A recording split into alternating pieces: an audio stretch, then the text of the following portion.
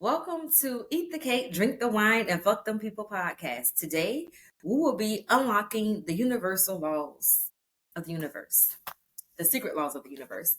Using this book right here, we'll continue the training where we'll be dissecting the laws of the universe and the Bible. On the live TikTok, we just heard Reverend Ike and how he spoke on a lot of us have information regarding the Bible, but it's coming from the person that's teaching the Bible. And a lot of us don't really take the time to step back, dig in, and learn what that means for ourselves. We just take what somebody else gave us and we run with it, right? That's not what we should be doing. We should be understanding and dissecting the Bible to understand it for what it is meant to be. To me, the Bible is like, it's like a puzzle, right? You try to piece it together, but then magically, as you keep reading it, it opens up more and more and more. Like, have you ever read a scripture and it meant one thing, and then you read it again the following week, the following month, the following year, and you get something completely different from out of it? I believe the reason for that is because your mind has elevated. And now you're picking up something that you didn't pick up before within that word, right? So as we dive into the universal laws and unlocking secrets to the universe, that's what we're going to talk about. So I'm going to show you guys. I actually went live last night to kind of put the board together. So as you can see, this is what I'm training from. But if you look at this right here, this is self, right? And you have yourself, you have an outer realm and you have an inner realm, right? And there's a percentage, honey, right here. And it should be balanced. So this is what the yin and yang is that I have up here. You should have a balance of the outer world and the spiritual world to create your greatest and higher self. A lot of times we allow what's going on in the world to seep in or vibrate into ourself, into our inner self. And that's what we react from, opposed to us understanding our inner self and connecting to the spiritual self within and vibrating outward into the world where we can create change. So that's just a little bit now. That's just a little bit of what we're going to talk about. But that's very high level. What we're talking about today is going to be very high level, but I wanted to at least at minimum show you all what I was kind of building upon. So the very first law we're going to talk about is the law of divine oneness. Now, this is the original creation. This is the original law. Now, a lot of people don't realize that the law of divine oneness, excuse me. Ooh. It means we are all connected in some shape, form, or fashion because we all came from the same place, right? We can all agree that there are multiple gods, but we can also all agree there is only one God of all gods that created everything and everybody, including the universe. So for me, the universe is of itself God Himself because He created it, right? So if God created me and He's within me, that means that I too must be God-like, right? This is kind of deep and it's kind of weird because I'm having like an epiphany moment right now, and I'm not sure why. So when you think about the law of divine oneness, that particular law says we are all connected together. And in that connection is energy, right? Energy cannot be created, right? It cannot be created. Energy can only be manipulated. So you're going to have negative energy and you're going to have positive energy, right? So if we kind of step back and look at the diagram that I showed you guys earlier, we can say the world is going to be negative energy, right? Because that's where all of this negative vibration comes from. It generally comes from the world. And then the spiritual realm, we're going to say is positive energy. We have to learn through the law of divine oneness how to use our positive energy to negate the negative energy that the world may try to bring to us into our mindset, and then we digest that, and then it becomes us. So, for example, a negative person never realizes that they never realize that, oh my God, I complain about everything until someone tells them. And when someone tells them how negative they are, they get so mad. They get pissed off because they didn't know that they were negative, right? So it's okay to tell someone things that they need to know, but we want to do that in love, and we want to do it with light. Because when there's light, there can be no darkness. So if someone's negative, which would be darkness, and we're light, we have to speak into that person in a positive way, which means we should be speaking into that person with love and light. And that is a high level overview of the law of divine oneness, because we are all created by the Creator, the great God, I am that I am, right? The second law we're going to go over is the law of action. Now, the law of action, and this is where I'm going to touch on the Bible a little bit, means we must take action to get what we want, right? And in the Bible, it says what? What does it say, y'all? What does it say, Lily Poo Poo? What does it say? It says faith without works is dead, right? Faith without works is dead, which basically means you can have all the faith in the world. You can believe God for whatever you want to believe Him for. But if you need to do something physically to get that thing into your existence and you don't do it, you're not going to see it.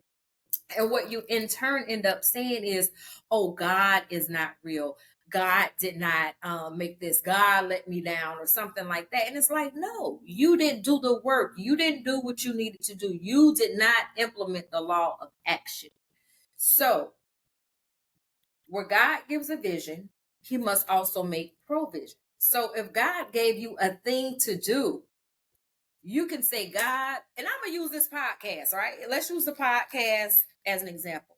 God, I hear you're calling me to teach these principles that I implement in my life and show people how to manifest, show people how to eliminate limiting beliefs, right? Show people how they too can live a life of abundance. So I'm like, okay, so we're going to do this podcast. But I had to first research, well, where do I put a podcast? Had I never researched where to put a podcast, I would have never known how to do a podcast. Therefore, the podcast would have never been in existence because I would not have implemented the law of action, which was a requirement, right? So now we're on season 2 of Eat the Cake, Drink the Wine, and Fuck Them People podcast. And before season 2 even started, God showed me, oh, look, there's an actual podcast summit. And it was crazy because it popped up. It was like I was getting these downloads of things to stop doing. And I was like, but why? But why? But as I started moving in obedience and I stopped doing those things that I was being told internally, which by spirit, my spirit being by the God in heaven within me, to stop doing these things, which unfortunately was closing some of my businesses. As I started to do those, He started to bring me, He meaning God, started to bring me more things that will bring me closer to being in alignment with having a podcast. So as I finally made that last sacrifice, Haley, and closed my last business, all of a sudden I got notification that there's a podcast summit with David Shands and Donnie Wiggins. And I'm like, oh, okay, that sounds good. It's in Miami. Oh, okay, we can do that. But mind you, this came after I had spent them their $10,000 hanging out with my son, traveling and just having fun over the summer, right? Because hotels cost money, rental cars cost money, food costs money, hell, kids cost money, right? So I'm like, okay, God, you're telling me to do, and we're still talking about the law of action, right? I'm giving you guys an example. You're telling me to do this podcast thing. And season 1 of my podcast, it was just audible. It was an audible podcast that I put on Anchor. And now all of a sudden I'm being shown the podcast summit. And I'm like, okay, but wait a minute. This is way in Miami. I need money for flights. I got to get a hotel room. I need money to eat. Look, I got to buy the tickets. So I'm like, okay, God, you gave the vision. you must make provision for me to do this thing if this is what you are calling me to do, right? Long, short, the flights got booked. I didn't want just a regular hotel room, so I made it clear. I put the petition out. I said, I want an ocean view room. I want a nice room. I want a suite. I don't want to sit in a regular room with no kind of view. Guess what? That's the kind of room that I had. I set out, okay, I want to meet these people because in the podcast space, these are the people that I'm watching their podcast and I'm inspired by them. So I actually want to meet people that are inspiring me on this current journey. I met those people. I took pictures with those people. And then I ended up meeting my new podcast mentors, Donnie Wiggins and David Shan. So shout out to Donnie, because I actually have on this actionable CEO band that I bought there, right? So every day when I put this on, there's the reminder to get shit done, because that's what the back of this is, right? So I feel they kind of prayed over this. Like I feel they set these bands out and they prayed on them, and they put some holy water and oil on them. Because I promise you, every time I wear this,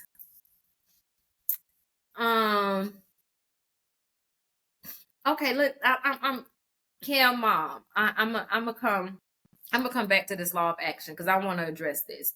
It says, please would y'all pray for us, and if lead help with the meal, new single mom 4 left with nothing. So this is my thing. It's okay to ask for help. Okay, it's okay to ask for help. But what is your end goal, right? So if you want people to help you, you need help now, because we all need help. But what is the end goal? Will you be asking for help every day, or do you have something in place where you no longer have to ask people for help? You are the help that can help other people. And I'm saying that because I've been a single mom before. And I understand what it takes and what it means to feel, to say, how am I going to feed these kids today? I don't have enough money. But I also know what it means and takes to put in the law of action and go out there and get it. I didn't wait for somebody to give it to me, right? So I used to deliver groceries. I worked in a hair salon. I had other jobs. I had other ways. So figure out what you're going to do on that piece outside of coming to social media and asking for help, because you must learn to first help thyself. Okay, if anybody can help her, please go ahead and help Kim Mom. But that was a really good example, just talking about the law of action, because we really should be praying for ourselves. You should not need somebody else to pray to bring you the things that you need. You should be able to pray yourself and have those things that you need come to you. And I'm not just talking. This is me from experience. I have prayed and have the things come to me. I can honestly say, because I've always used these principles in my life, I've never been evicted, but I've had many days where I've said, God, I don't know where this rent money is coming from. I recall quitting my job because I felt God was calling me to do something else. And I went in and I quit my job. And this was like in the 90s. I only had one child at the time, right? I quit my job. And I remember sitting down in my living room. I was living in Florida on 42nd Street South. And I remember sitting in my living room and I was watching TV, and I thought, I said, oh my God, I quit my job. What am I going to do? How am I going to feed my child? How am I going to pay my bills? I was like, what was I thinking? And I remember standing on the wall, and you, in the movies, how they do that slow sink where the wall is holding you up and you do this slow sink and you just start crying unbelievable tears because you don't know how it's going to happen. That was me. But I can promise you, the rent was paid. I can't even recall how the rent was paid, but the rent was paid. Food was put in the house. I've never had a day where the lights were turned out or the water was turned off. I've never had a day where they came and said, you know what, you got to get out, you're evicted. Now, I done had a 3-day notice. We all probably done had a 3-day notice. And those 3 days, I said, God, I don't know how you going to do it, but I know you're going to make it happen. And he did. So learn to pray over yourself and do the affirmations and things that you need to do to be sure that you live a life of abundance. Now, you can't say it's coming and then turn around and say, ain't nobody going to help you, because that's a contradiction, right? So to think in your mind, it's going to work out. It's going to work out. But to say with your mouth, nobody's helping me, nothing's going to work, you are canceling out the positive. So what you have to do is make your mouth match up with your mind. So if your mind is saying, God, I don't know how you're going to do it, but I know it's going to happen, and we're talking about the law of action, that's what you have to keep saying with your mouth. Regardless of what you see, you must continue to say what you believe. So moving forward, you need to focus, right? Your focus should be your desire, which means you need to meditate on it. You need to visualize it. You need to visualize that you've already achieved it. Listen for direction. So this is your synchronizations, right? So sometimes people will come up and you're wondering, well, why did they tell me this? Or why did they tell me that? And you don't understand when synchronizations happen. You'll start seeing, sometimes a lot of people will think synchronization is only seeing numbers. No, it's different things. Like, for example, before I moved to Houston, I was praying, asking God, okay, where should I go? And it was crazy because I'm working a job, I'm making good money. I'm trying to get my dad to move down from Ohio to stay with me in Georgia.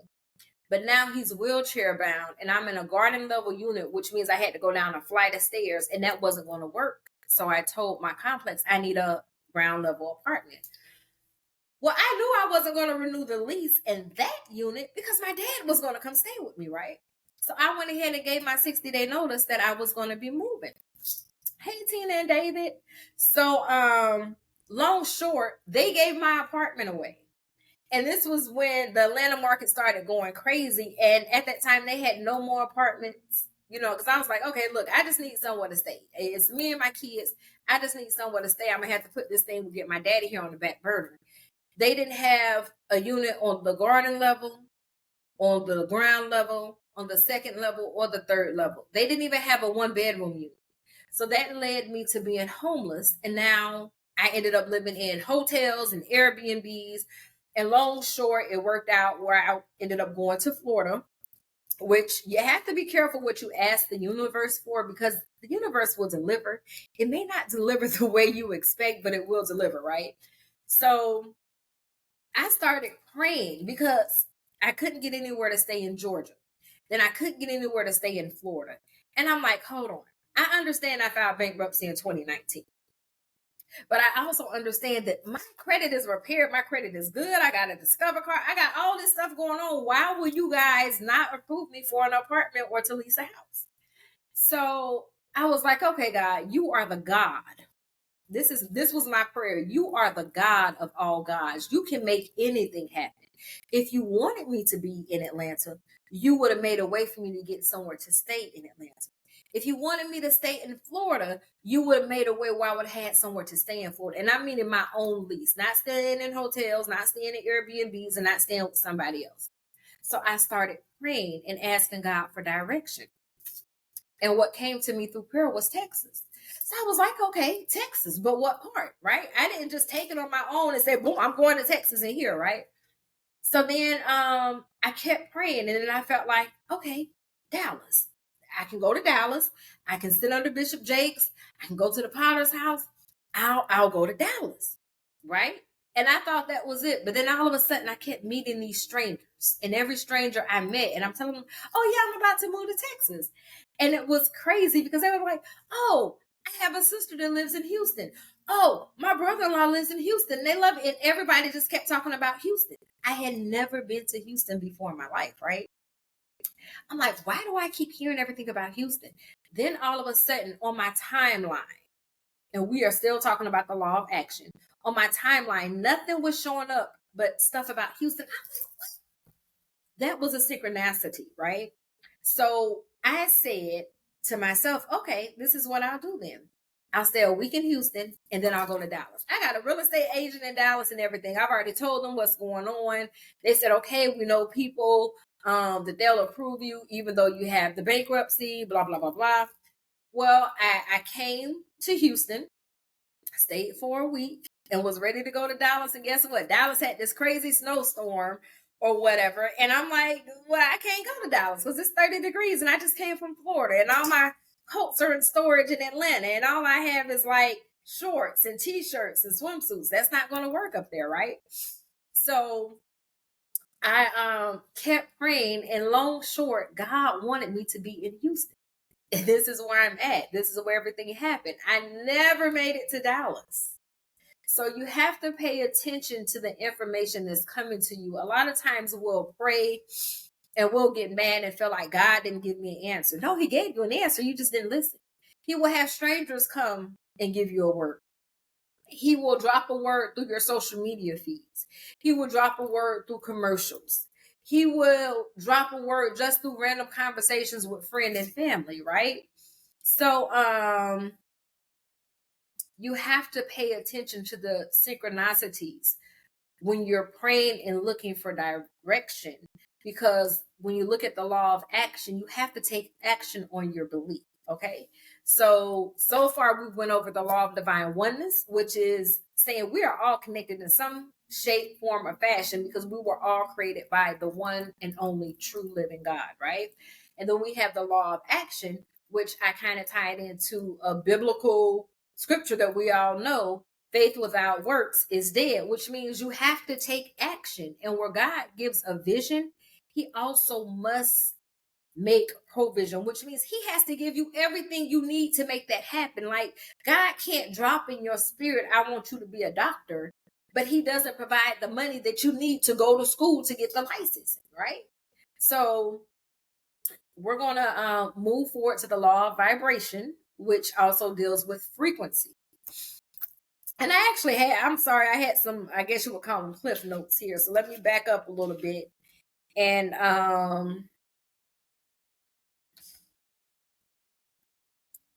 go into the law of divine oneness. And I'm just going to read from here real quick. Being awake to the law of divine oneness can give us a sense of awareness and expand our consciousness. Meditating on this law gives us an overwhelming feeling of interconnectedness with all. Knowing that our determinations, desires, and behaviors will begin to align and move things in the direction we desire can have a profound influence on our wishes. When we think, feel, speak, and act in certain ways, things and people are touched either positively or negatively. And I just spoke on that. Like, you all have a positive side and a negative side within you. And the spiritual side is this positive side. And then that negative side, that's more of your worldly side. That's coming from your outside circumstances, right? But with the law of divine oneness, when you start to understand who you were created to be and you start to shift your mindset and want to be more of a positive person, you'll start to see changes in your life. And then we're going into the law of action. Hold on, let me see if I have cliff notes for the law of action, which I do. And then we're going to go into the law of vibration, which is going to talk about frequencies. So for the law of action, some actions will be easier than others depending on your desire. So how bad do you want it? You ever have people say that? How bad do you want it, baby? How bad do you really want it? If it were your desire to go somewhere special on vacation, you would first have that thought, okay? Then visualize upon it. Perhaps you might make a goal chart for financing the vacation. Then start looking up prices, flights, hotels, and other activities to do in the area. These actions will begin to move the necessary energies closer to you, achieving your vacation. Simply sitting there each day and visualizing about the vacation may not result in much. Action is key. Count up the cost, which ties back to what God gives a vision. He must also make provision. Like, I want to go to Amsterdam this year. And I'm trying to plan out Amsterdam for Thanksgiving, right? And I'm like, okay, I want to go to Amsterdam. Right now, I've already started looking at the flights like a couple months ago. So as soon as I book my flight, we good. Hotel, I already know what activities I want to do. You have to take action when you decide that there's a thing that you want to do. You can't just sit there and think, oh, well, I thought it, I visualized it, it's going to happen. No, it's not. You must act upon it. So the law of vibration talks about frequency, right? Everything is moving. Even this desk that I have all of this stuff on, right?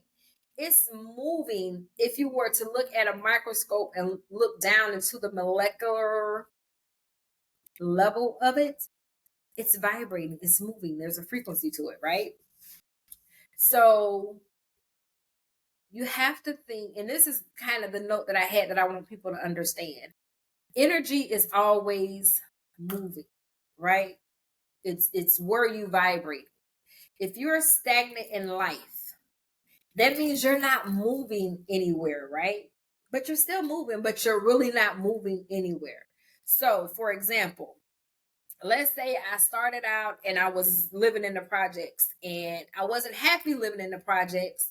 And I said, you know what? I need to get out the projects. But that's all I said. I didn't do anything else. I didn't go get a better job.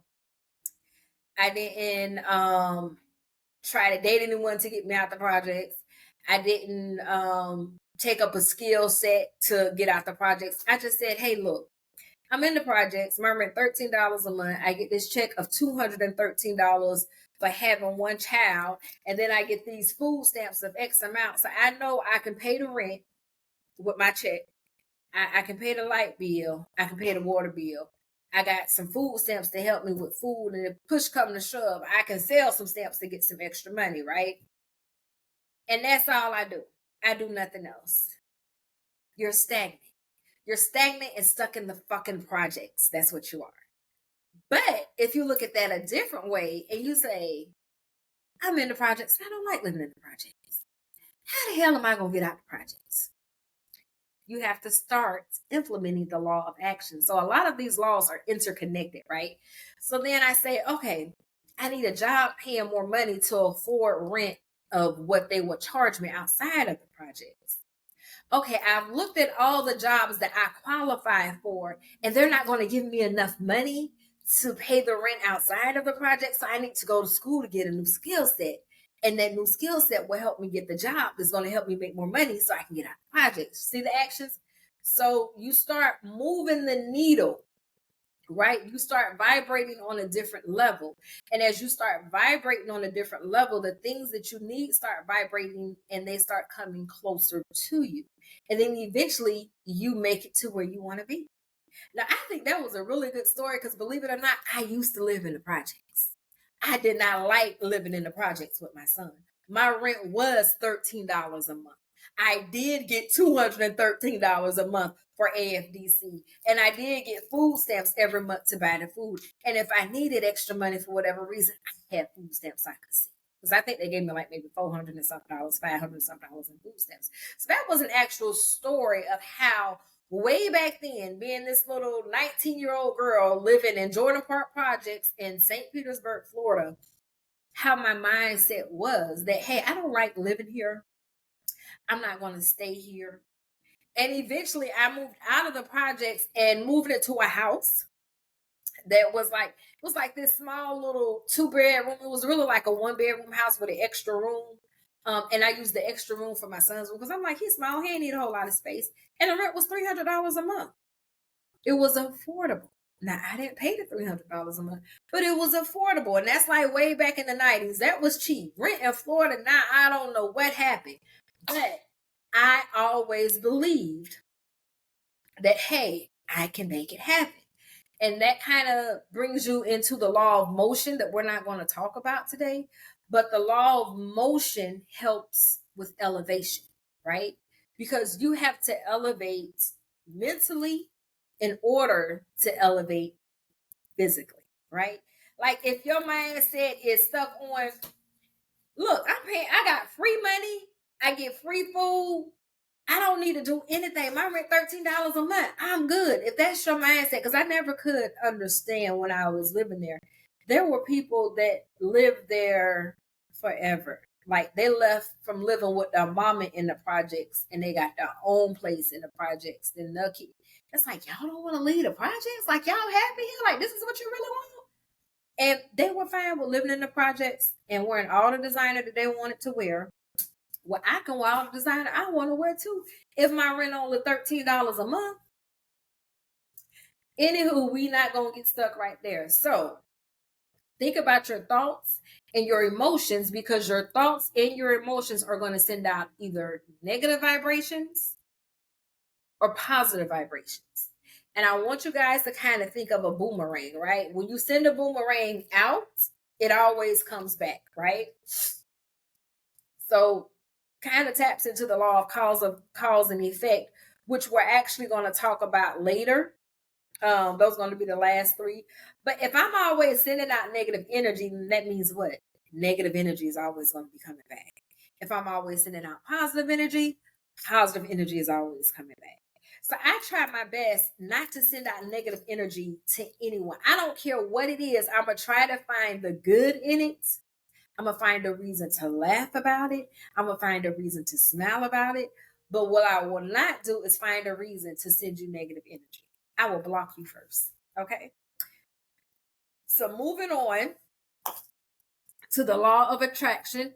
Hey, is that Chief Fred Cloud? How you doing? So the law of vibration, I did have something for you. I'm gonna just read this real quick clip. We have to remain open-minded that there are things around us that exist outside of our five senses. They only teach us about the five senses in school, but that sixth sense that we all know about, that higher self sense that you just know that you know, that sense right there is in operation as well. So meaning that just because we can't verify it with our immediate senses doesn't mean it isn't real. A dog whistle, for example, isn't a frequency human limited hearing can detect. Yet we know it exists because it's been proven that dogs can hear it. I thought that was like the perfect example.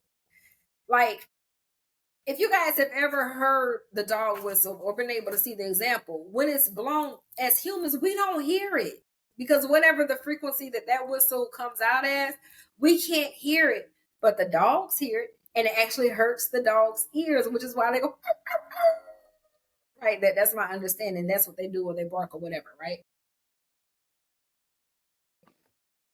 So that is the law of vibration. Now we're going to go into the law of attraction, which is one of my favorite laws. And I think this is the law that a lot of people talk about. And some people feel like the law of attraction is the only law in the universe. And it's not. That's why I want to do this high level overview just to connect people that there's more than the law of attraction, right? And the law of attraction might also be called the law of manifestation. So this law is closely related to the law of vibration because you have to vibrate at a certain level in order to bring those things in. Like you can't be low vibrational and expect to have high vibrational things appear in your existence, right? And when I say in your existence, I'm meaning in your life. And when I'm saying low vibrational, I'm meaning you have limited beliefs. You have a negative mindset. You believe nothing good is ever going to happen to you or for you. Then in that sense, you are operating in a low vibrational realm. Now, if you're operating with a positive mindset and you have a positive belief system and you believe that, hey, I don't know how this is going to happen, and the how was not my concern. I just know that this is what I'm putting out. This was my prayer. This is where my faith is at. This is what's going to come in. Then you will eventually see that thing in your existence, unless you are doing something to slow down whatever that is coming to you, which I said you can't have your mind say one thing and then your mouth say something else, because in the Bible, Life and death lies in the power of the tongue. And I think we take things biblically to, how can I word this? We take things that we've learned from the Bible, through church, through family, and we just leave it at surface level. But if you think about it, right? Life and death lies in the power of the tongue. Words have power. So whatever you speak, that's what's coming, right? And what did they say? God is a man that he cannot lie. I think that I said it right. I might have said it wrong, but anywho, anything that God says will happen for you, it's going to happen. So if you're praying and you're looking for direction and you feel like everything is coming in and telling you this is what it is, 9 times out of 10, if it's in the positive realm, that's what it is. And that's what God is sending to you. But if you open your mouth to say, I don't want that, I don't want that, then guess what? It's probably not going to make it. Hey, Bree. Hey, David. So you don't want to try to manifest things and then muddy up your manifestation. And this is a good example. Single people. I want to be in a relationship. But what kind of relationship?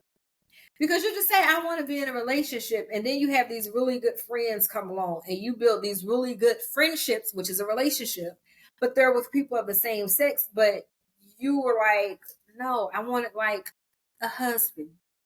I wanted a wife. But you didn't say that. You said, I want to be in a relationship. So then when you clarify it and say, okay, I want to get married. Okay, I want my significant other, my purpose mate to come into my life. And then all of a sudden, this perfect being comes, like they're perfect for everything that you asked for, but you don't like the fact that they're short.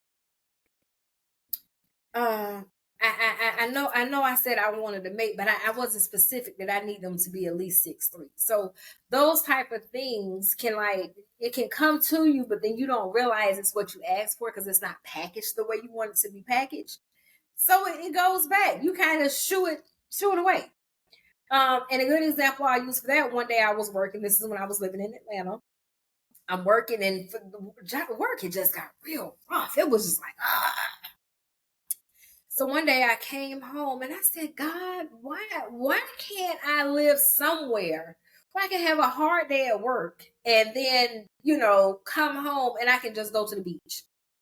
Because to me, the beach is so relaxing. Just the sound of the waves, it's zen for me, right? And I didn't think anything about it when I asked that question. I was just like, I remember coming in the house and I'm slamming the door and I'm like, I can't live somewhere when I have a hard day at work, I can just come home and go to the beach or something. And about, I want to say within 6 months to a year of me saying that, that's when the whole situation occurred where all of a sudden I'm homeless. They gave my apartment away. Nobody wants to give me nowhere to stay.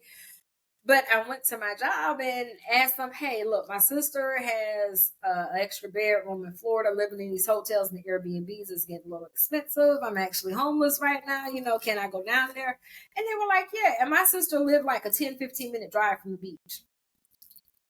The universe gave me, God gave me, because God is the universe. Okay, they're one and the same. Gave me what I asked for.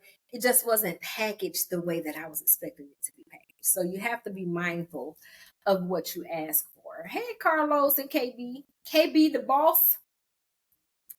Remember that like attracts like. And I want everybody to do this. Take a look at the top 5 people that you communicate with the most. Not associate with, communicate with the most. Take a look at those 5 people, right? You will never go beyond where those 5 people are at in life.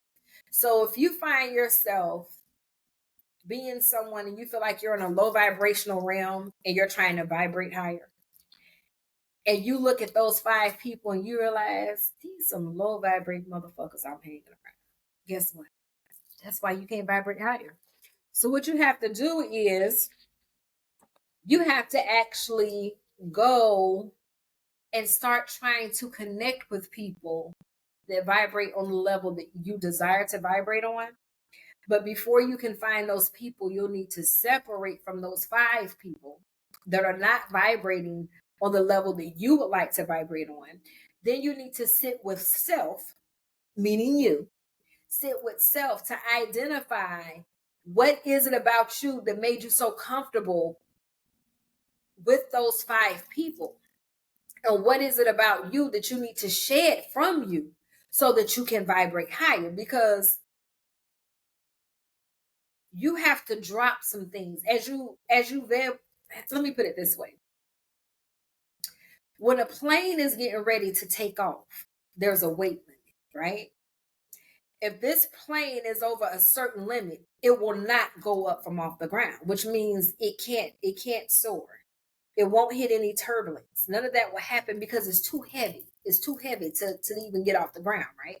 So that's why they have these bag requirements. Okay, you can come fly with us, but you can't bring more than 2 bags and 1 carry-on.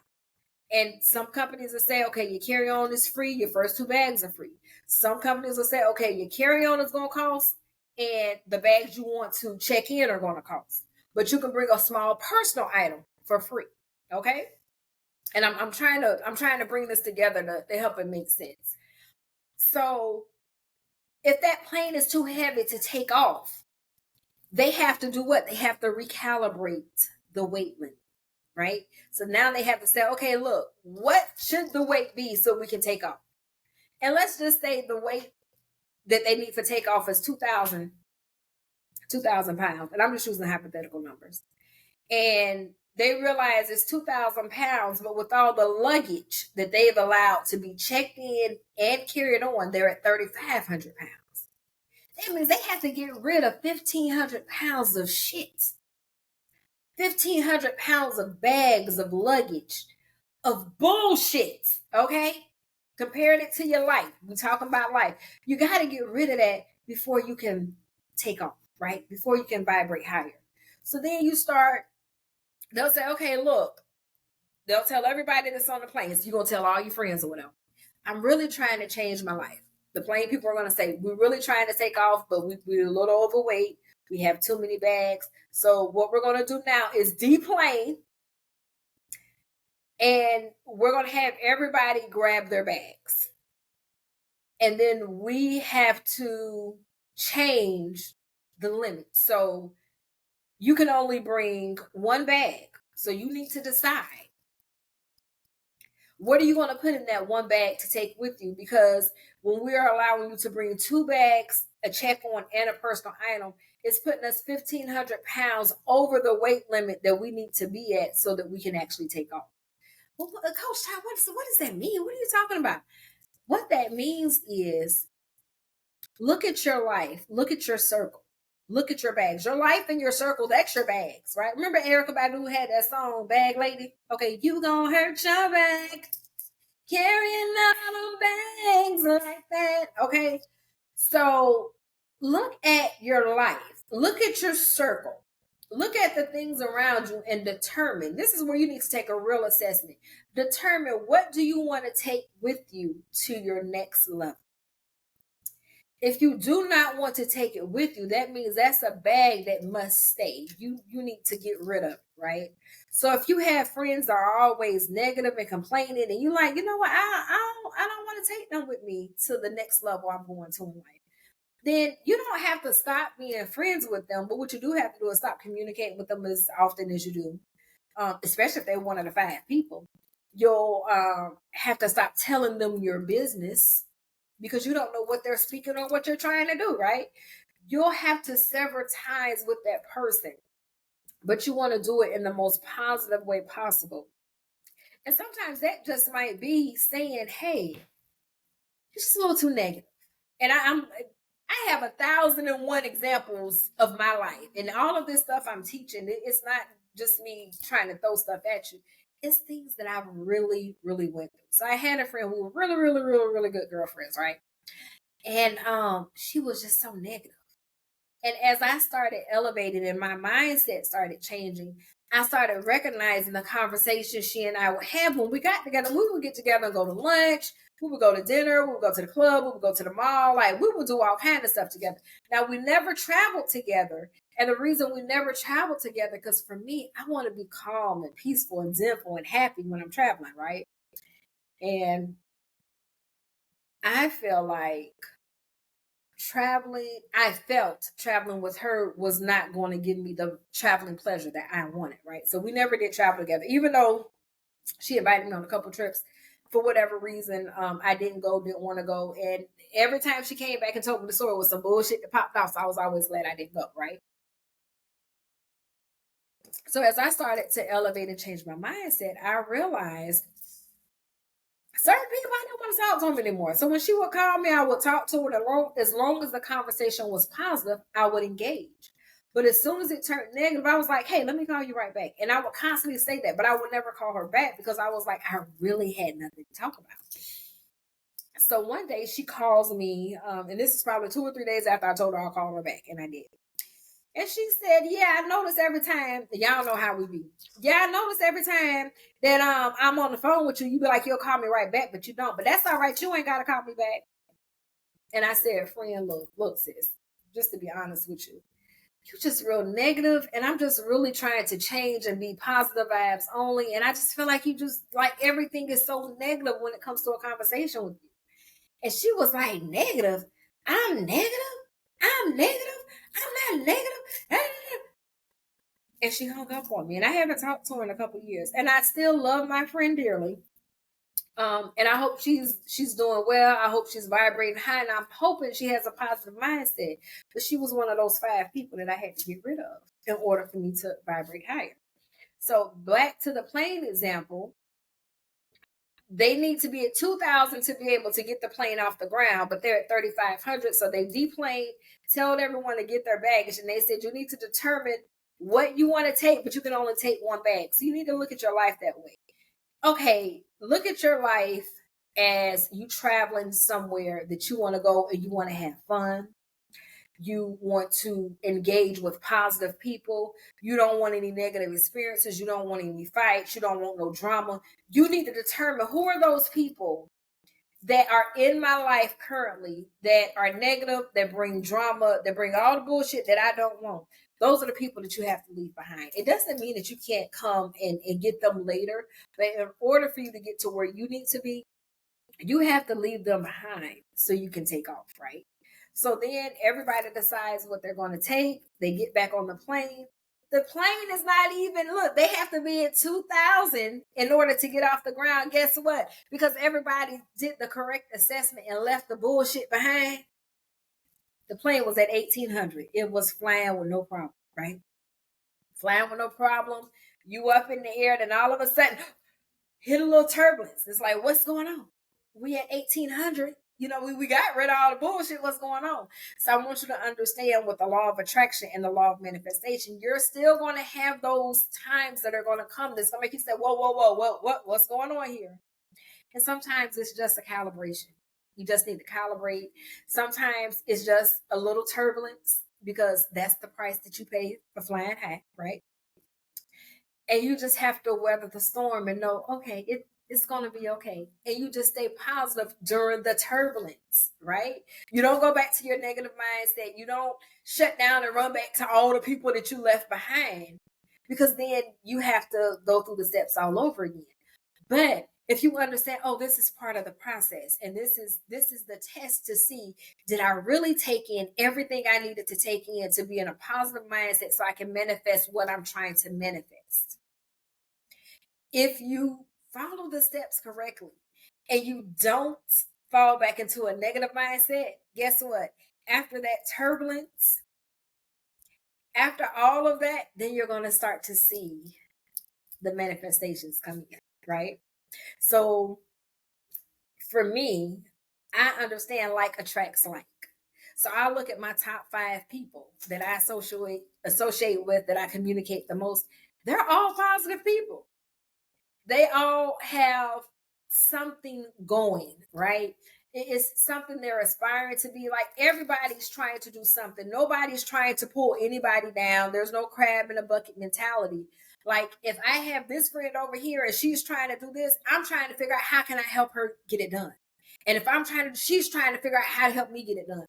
those are the people you want in your circle. You don't want people in your circle when you're telling them, oh yeah, I'm about to go to school for such and such. What you going to school for? You're too old to go for. That's not a person, because that's a person that they don't want to see you grow. They have a limiting belief, a negative mindset, and they try to project that onto you. And don't allow people to project things onto you when you're trying to manifest. And we're talking about the law of attraction. When you're trying to manifest things, people will come and try to project things on you. And if you accept their projection, guess what? Your manifestation is going to slow down. And this is what I'm going to use as an example, right? If you know that you love yourself and you love on yourself every single day, that you do what's best for your highest and greatest good every single day. And then out of nowhere, someone comes and tell you, and whether it's a friend, family, or whatever, and because they have to know you in some capacity to say this, they come to you and they say, you need to love yourself. But you're already loving yourself. You loving yourself to the best of your ability, right? The best way you know how. And they come and say, oh, you need to love yourself. How do you respond to that? See, the nice way, the nice worldly way to respond is to say, I know I am. But the correct spiritual way to respond is, baby, I love me. I love on me every day. Like, I don't even know what you mean. Like, I love you more than anybody could ever love you. Because what you've done is you've killed the projection they tried to give you. You killed what they're trying to say. Because what they're trying to say is, you know what? I don't think she loves herself enough. Let me share this, or let me say this. No, I love me. So don't take things just because someone tries to project it on you. And I know a lot of times we want to be nice, politically nice or whatever, and we try to come with something positive, but there was nothing negative in saying, I do love me. I love me a lot. I love me more than anybody. I love on me every day. That's a very positive way of saying, I do not accept the projection you're trying to give. I do not accept the mindset that you're trying to impose on. So never think that you have to allow people to walk on you, or accept what people say. Because, baby, I tell people all the time, baby, look, Jesus was love and light, but he was also stage and hood. Because, baby, if I got to flip over some tables in the temple, I'll do it. Jesus did it. Jesus got mad. Jesus got upset. We always want to talk about Jesus, but we never want to talk about the fact that Jesus got mad too. Jesus got angry too. Jesus cussed the motherfuckers out too. Okay? So don't feel bad. You just do it in love and light. That's all. So, calibration exercise for you. If you want to know where you're vibrating at, okay? Because you're looking to manifest some things. Take a look at the top 5 people that you communicate and associate with. Take a look at how they talk, how do they interact with other people, and things that they do. And once you do that, you need to take a look at, do I think that same way? Do I talk that same way? Do I interact with people that same way? And if it's in a low vibrational mindset that you're talking, interacting, and all of that, then you might want to get rid of that person from your top 5. Then what I want you to do, look at your social media. Everybody doesn't have social media, but if you have social media, if you on here, you damn sure got social media. If you on TikTok, okay. Now over here on what if you on YouTube, that's social media too, believe it or not. But look at your social media feed. What comes across your feed? What's coming across your feed is going to tell you where you're vibrating. If your feed is nothing but a whole lot of like hood fights or trailer park fights, low vibrational. If your feed is a lot of people arguing and cussing each other out all the time over nothing, low vibrational. If your feed is a whole lot of negativity of what you can't do, low vibrational, then you need to recalibrate. And that means you need to go and find things that are going to give you a higher calibration. Again, I'm going to keep using myself as an example because I am me, okay? And I'm me, period. And there's no other way to just say that I'm looking at my social media feed. and I'm gonna use Facebook, my personal Facebook page, which is private. I would look at my feed and I would say, you know what, my feed looks good. It's a lot of positive people on here. There's a lot of information on how to elevate, how to reset your mind, positive thinking, things like that. And then I will look at sometimes different friends and whether it was a friend or a family, because that's how I keep in touch with my family, because we're everywhere, and close friends. And if I start to see one, they're constantly like all of their posts are constantly negative. Now I know people go through things, and I can understand they're going through something. Okay, so I'll generally reach out in the inbox or I'll call them or something like that. But if every post starts to be absolutely positively negative, I'm gonna delete your ass because I don't want you on my timeline because you fucking up my calibration. Now I don't know if I said this, y'all. I love God. I love Jesus, the Father, the Son, and the Holy Spirit. I go to church and I listen to sermons often, but I cuss a little. So don't let it alarm you, okay? Don't let it alarm you. So I actually delete those people. And once I delete a person, or if they delete me, ain't no refriending. You can't come refriend me. Now, if your page got hacked or something like that, then yeah. But if your page didn't get hacked, no. If there is someone that's on my timeline and all they want to do is talk about how sick they are, and they want to post every time they in the hospital or this and that, and then guess what? I'm either put you to sleep for 30 days or I'm gonna get rid of you because that's your mindset.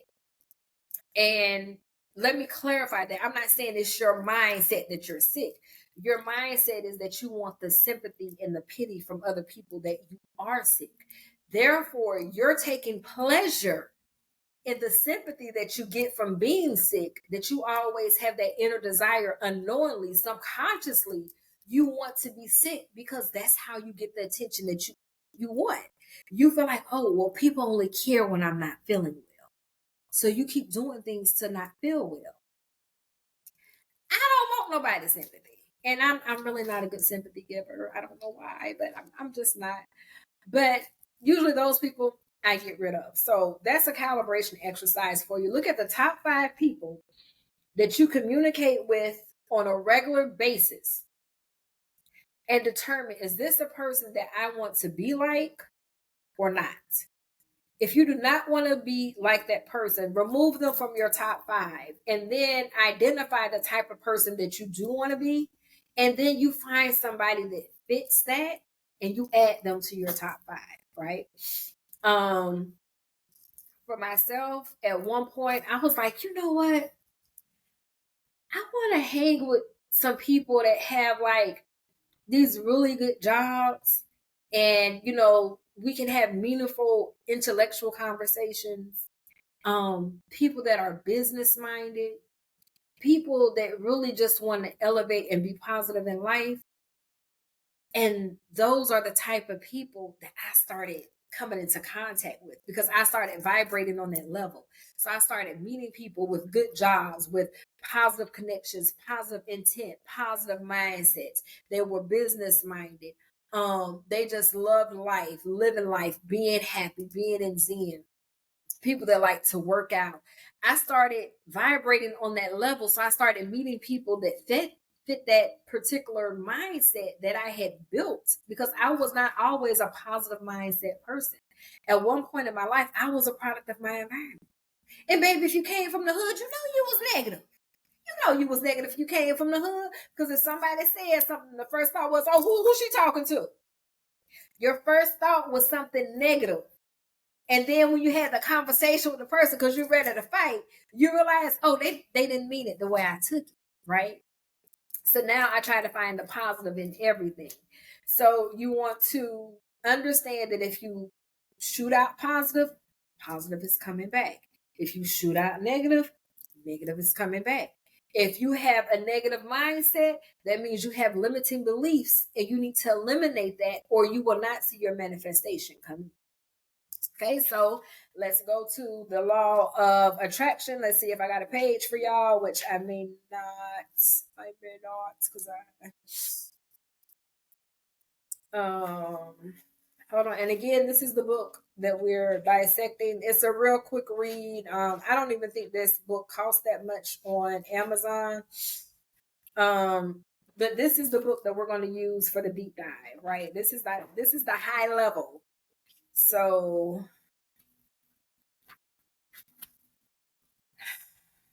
I mean, her flipping out.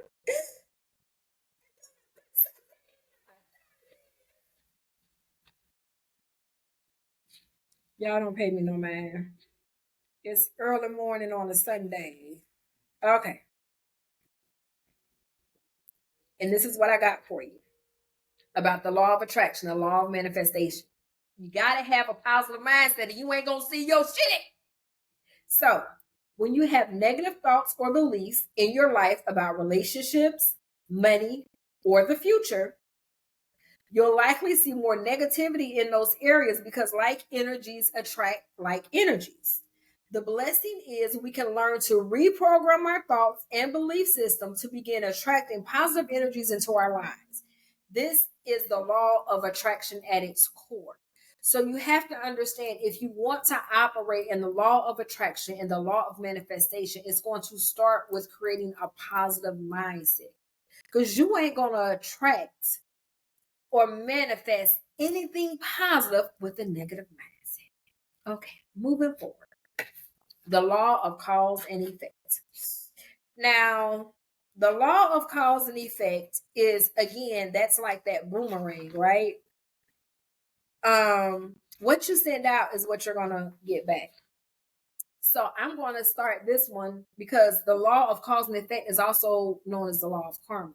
You ever see somebody, they're doing good and all of a sudden they start shooting bad and you wondering what's happening? Karma. Karma is a bitch. Karma is a dish. No, revenge is a dish best served cold, but karma is a bitch. So I had this guy I was dating. I promise you, I was dating this guy. He was well off. He was good to do. And then we kind of stepped away from each other, and probably like a year later, we reconnected or whatever. And I noticed this huge change in him, and I was like, "What the fuck is going on?" And I was just like, something's off. So when he started kind of giving me more insight into things that were going on within his company, and it just seemed like everything was crumbling and falling apart up underneath it. And he was working on a business deal, and this deal was supposed to bring him like $10,000, right? So he works on this business deal. The deal closes. And this is like within 2 weeks. This deal started and it's closing within a 2-week time frame. So $10,000 is what he was supposed to make. Well, long short, he didn't get the $10,000 he was supposed to make. So he's arguing with the person that he did the deal for, and he wants to now go to Alabama and fight this man, this, that, and the other. And I'm like, what the? Because this was a very positive person when I met them, right? Our interactions were always positive. And this is probably the second time that I had seen them kind of go off. And I'm like, what the hell? So he lost that deal. So that for me, that was kind of like, okay, what's going on here? Then there was another scenario where he was working on a deal and that one went south where, he didn't even close it. Then it was another, and it just seemed like back to back stuff was happening. I said, well, what's going on? And he had all of these excuses. And I said, well, do you think it's karma?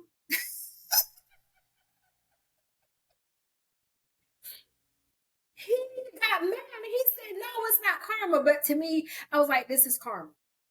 Because just from knowing him within those 3 years, and like we took that year apart, it seems like that year apart, whatever took place in that year, he was starting to get the backlash, like the boomerang effect. Okay, it was coming back to him. So I'm like, you probably did a whole lot of people dirty on some business deals, and you didn't care that you did them dirty because you was just looking at the money. And now you have business deals that you're doing and you're trying to do them the correct way, but the money that you're supposed to get from it, you're not. That's karma. And I felt like everything just was going wrong for him. And I realized, hey, he got to get the fuck from around me because I don't want that rubbing off on me. So, going back to the law of cause and effect, also known as the law of karma. This law states that nothing happens by chance and that all actions have consequences and produce specific results. The choices we make and actions we take or don't take, whether conscious or unconscious, have corresponding outcomes and effects.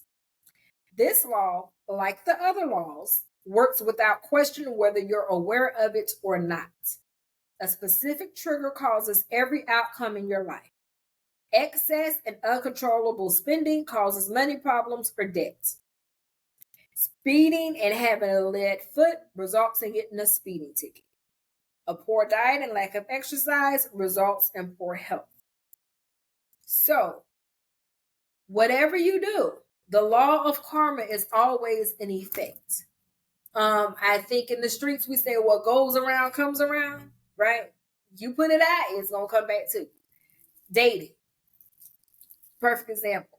A woman starts dating a man and he's married and then he leaves the wife. Or man dating a woman in a relationship and she leaves the man. And everybody always says, you're going to lose them the same way you got them. You're going to lose them the same way you got them, right? And guess what happens? They lose them the same way they get them. If you look at Blueface and Krishan, now, let me first say it. I love rock. Like, I'm team rock all day long, right? But apparently, when Krishan started dating Blueface, I don't know the baby mama name. They call her Stewie. I'm gonna just call her Stewie. Stewie was pregnant, right? So Krishan is dating Blueface. Stewie's pregnant. Then flip that. Krishan's pregnant. Blueface goes back to Stewie. And people ask Stewie, well, do you feel bad, because she's pregnant, she was in a relationship? And what did Stewie say? I don't feel bad about it because then nobody had no sympathy or feel bad about it when it was me. So it was like Krishan lost Blueface the same way she got him, but she really don't need him. I feel like she's better off without him. I can't wait to see personally what God is going to do in her life, because like she said, she left everything.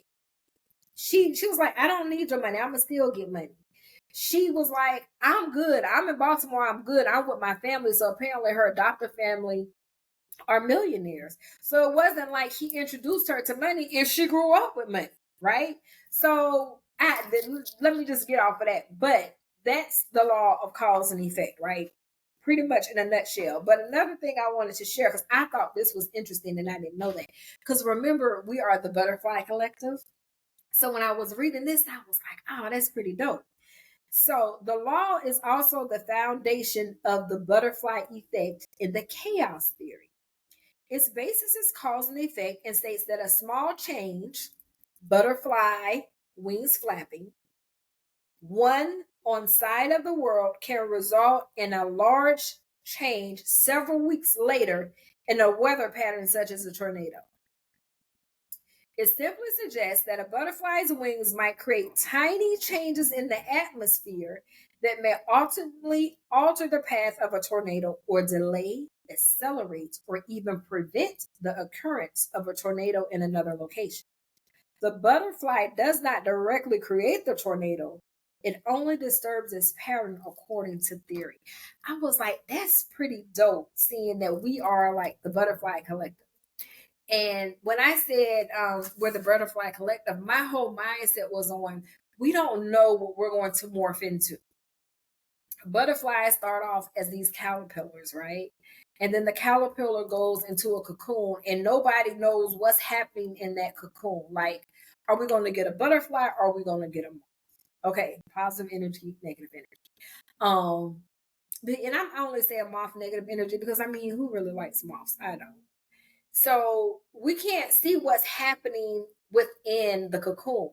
But then when the cocoon opens, you have this beautiful butterfly that comes out. And that butterfly is representative of change, right? You have changed, like physically changed, mentally changed. Can y'all grasp this? You started off as a caterpillar. You were just like crawling around on the ground. You couldn't really go that fast, okay? But then you morph into this cocoon and you're hanging in a cocoon, and the cocoon opens, and now you're this butterfly, but you can't crawl anymore as a butterfly. Now you need to fly. You have to learn how to use these wings, and you have to flap, and then you fly around. And a lot of people smile when they see butterflies. I know I do. I actually see, every time I see a butterfly now, it reminds me, I don't know if you guys can see this, it reminds me of my cousin Carly, which unfortunately she was a victim of domestic violence. Her and her boyfriend at the time was killed or unalived by her ex-boyfriend. But every time I see a butterfly, it reminds me of her. I have another cousin that passed, and she just passed of natural causes. But when I see a yellow butterfly, it reminds me of my cousin Janana. I don't know why. My cousin Carly, it's always these real pretty, elegant butterflies with all the color. But the butterflies are just this yellow butterfly. It always reminds me of my cousin Janana. So to understand the law of cause and effect, you have to understand something positive that you do will always return something positive back to you. Something negative that you do will always return something negative back to you. That's why I don't date married men. I'm not dating a married man. And I always tell God, if I'm supposed to be a mistress, just say that, right? So I feel like if I was a mistress, I wouldn't do anything like that I'm not supposed to do with them. I would actually probably give them counseling to try to understand, why is it that you took vows but you want to cheat on your wife? Like I always kind of dig deep like that. But that's a whole nother story. So that was the law of cause and effect, also called the law of karma. Mr. Simp, how you doing? Hey, Mary, and applause. So now we're going to go to the law of rhythm. The law of rhythm. And this could also be called the law of flow. This universal law tells us that everything flows in the universe, which means if it's flowing, it's not what? It ain't stagnant, baby. Okay, you got to keep flowing. Everything has a rhythm. All things flow in and out, and all things rise and fall. The pendulum swings back and forth in everything. If something swings to the right, it must then swing to the left. The law of rhythm can be seen in the waves and the tides of the ocean. Everything in existence is involved in a beautiful dance, swaying, flowing, and swinging back and forth, up and down. Everything is either growing or dying. So when you think about the law of flow, which is also called the law of rhythm, you have to understand that we all have a rhythm in life, right? And our rhythm in life determines where we're going. Like if your rhythm in life is just to be an asshole, then you probably always gonna be surrounded by assholes, and you're gonna go through a lot of asshole type shit. But if your rhythm in life is to always be positive and to move in love and light, then you're going to be surrounded by people that are positive and like to move in love and light. But that does not mean that you will not encounter an asshole. And when you encounter an asshole, you have to still make the decision. Am I going to be sage and hood or love and light? And sometimes you will have to be sage and hood, but you can be sage and hood in a very, very positive way. So don't think that moving in a positive way means letting people walk over you. That's not what it means at all whatsoever. It simply means that you're standing your ground, you understand who you are, what you are, and you stand on that. And if anyone comes and they can't respect that, then you can speak up. Your throat chakra is not blocked, where you can speak up and correct them, right? And then the very one that we're going to talk about is the law of correspondence. Now, we'll hear people say, as it is above, so it is below. Or as it is within, so it is without.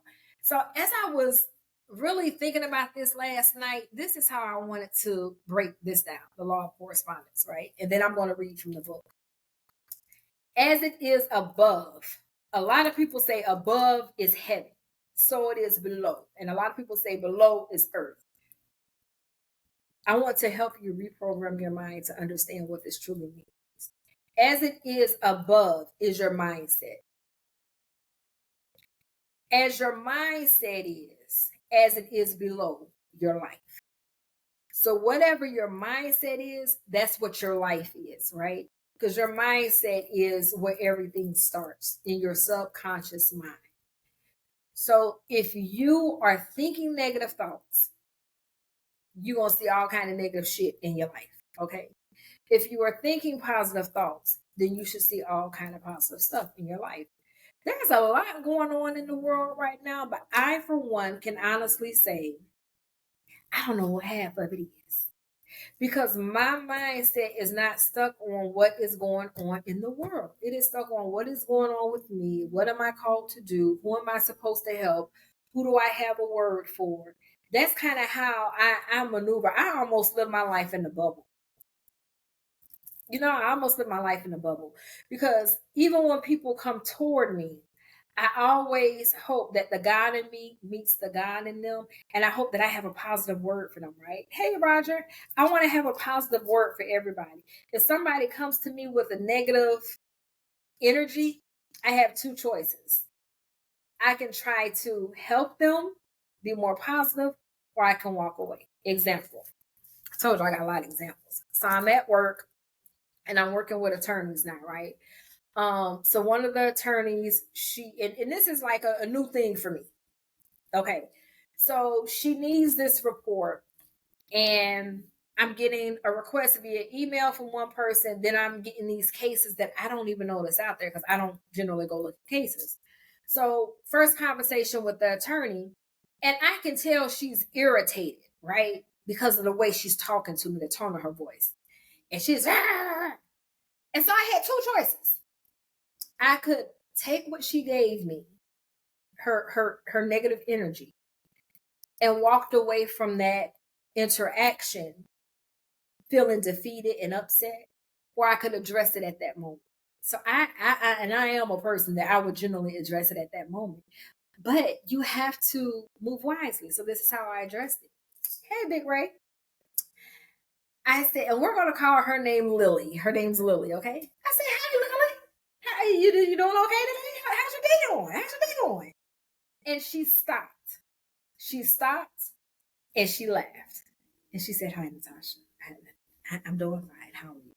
In every interaction that I've had with her since then, there's like this understanding has been accepted that I'm positive, I'm love and light, and I'm not going to deal with negative energy.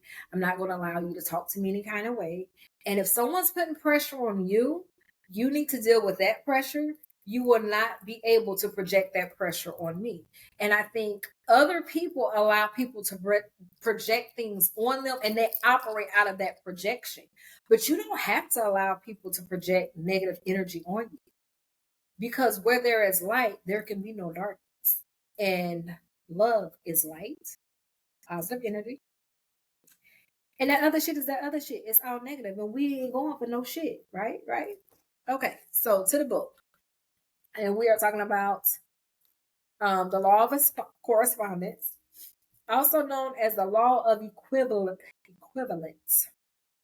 This universal law states that the principles of physics that explain the physical world of energy, light, vibration, and motion have their corresponding principles in the universe.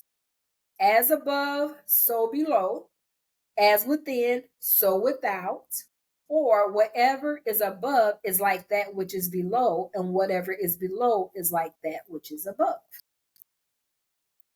Above is the mindset. It's not the head. Why is it? And this is I got this from Reverend Ike, and it makes so much sense. Why is it that we pray to a God that we can't see and we believe? But then we see ourselves, but we don't believe in ourselves. And then we get mad that other people that can see us don't believe in us either. It doesn't make sense. Like, if you can't believe in you, why should you expect somebody else to do it? Now, I might get some backlash for this, but I'm gonna go ahead and say it. There was a lady that came on this live, and she was hey Child's 101. She was asking people to help her with some rent money or food money or whatever it was, right? If she does not believe that she can make it happen for herself, why should she reach out to other people and expect them to make it happen for her? Because what that does, it kind of puts her in the mindset of the man that was by the pool of Bethesda, right? This man apparently laid here by this pool for years. And he would wait for people to come carry him in.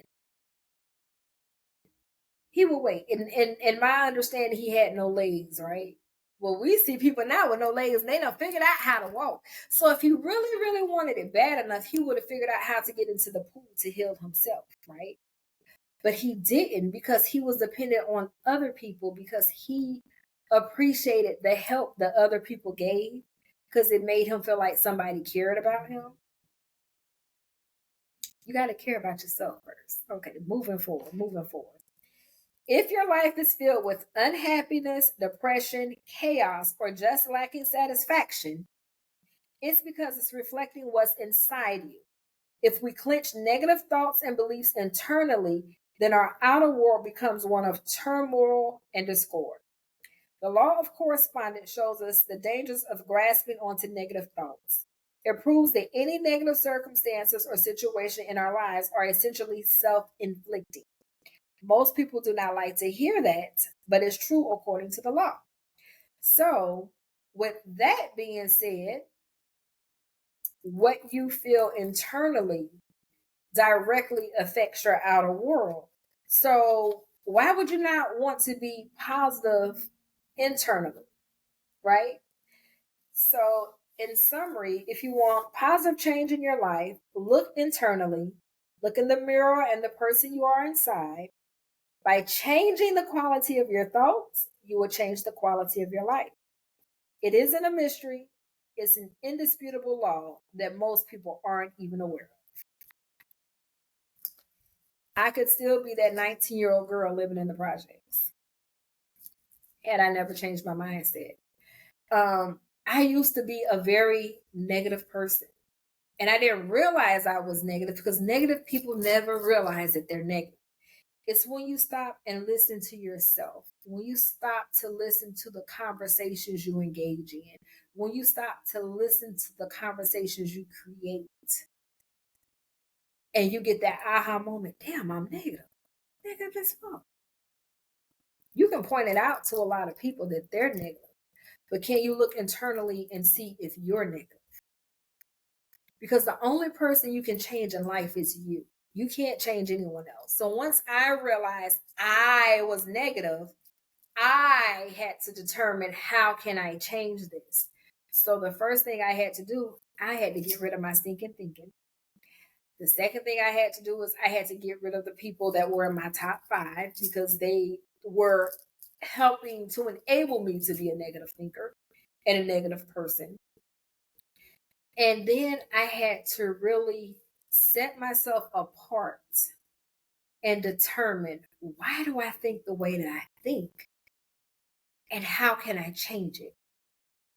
And over time, I've now become this positive person where I look at the glass half full, not half empty. I try to find the positive in every single thing that I do, every interaction that I have. I try to find something positive, even if the interaction is negative. I try to find a positive way to respond.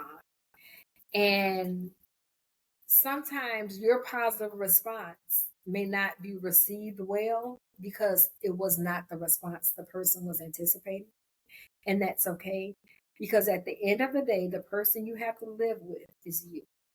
So I had to live with me, myself, and I. The Father, the Son, and the Holy Spirit. Like, we're all one. And if anyone feels that I'm too much, then they can separate. But never dim your lights for other people to shine brighter. You want your top 5, you want them to shine bright, but you want them also to be okay with you coming and shining with them. Like, if you find your top 5 is someone that They don't want you to be anything better than them. They should not be in your top 5. If you have someone in your top 5 and they see that you're not where they are, and they give you a hand down to give you a hand up, that's somebody to keep in your top 5. So I hope you all enjoyed our high level overview of universal laws, unlocking the secrets of the universe. Please be sure to subscribe to the YouTube channel. I'm at Top Styles on all social media platforms. Thank you for joining Eat the Cake, Drink the Wine, and Fuck Them People. And just to tell you where that name comes from, because a lot of people don't know, it all deals with life. When we're happy in life, what are we doing? We're eating the cake. We're celebrating, right? When we're sad in life, we're drinking the wine. Some of us taking shots, right? Because we're just trying to get through. And when we're in that moment in life where we have to do what's best for us and we can't be concerned with what other people think or say, we got to say, fuck them people and just do it. And that's kind of where I'm at. Like with this podcast, I can't be concerned with what other people that watch it are going to say, think, or feel.